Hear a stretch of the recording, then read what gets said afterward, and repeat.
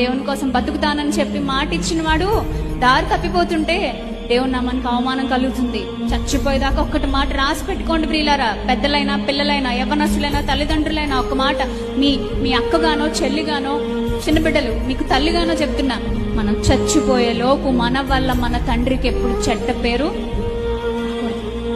రానివ్వను ప్రభా నేను అని చెప్పేసి ఆయనకి వాగ్దానం చేయడం లేదు. నీకు నేను చెడ్డ పేరు రానివ్వను ప్రభా, కానీ కొన్నిసార్లు కష్టం అవుద్ది ప్రభా, నాకు టెంప్టేషన్స్ ఉన్నాయి, నాకు స్ట్రగుల్స్ ఉన్నాయి, నాకు నిందలు వస్తున్నాయి, నిరాశలోకి వెళ్ళిపోతున్నాను, నా వల్ల కావట్లేదు, నా ఆత్మీయత నేను అనుకున్నట్టు లేదు. ఒకప్పుడు ప్రారంభించడం చాలా బాగా ప్రారంభించాను, కానీ ఏంటో రోజులు గడిచే కొద్దీ అణగారిపోతున్నా.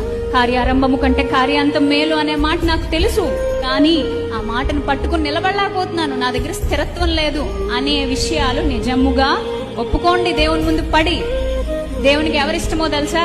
దాచిపెట్టి కటింగ్ ఇచ్చే వాళ్ళు ఆయనకి ఇష్టం లేదు, బిల్డప్ ఇచ్చే వాళ్ళు ఆయనకి ఇష్టం లేదు, కవర్ చేసుకునే వాళ్ళు ఆయనకి ఇష్టం లేదు. ఆయనకు ఒక్కరంటే చాలా ఇష్టం. ఎవరు వారు? అయ్యా ఆకాశము తట్టు కన్నులెత్తుటకైనా నాకు అర్హత లేదు ప్రభా, క్షమించవా, నేను పాపిని ప్రభా అని ఒప్పుకునే వాళ్ళు ఆయనకి ఇష్టం.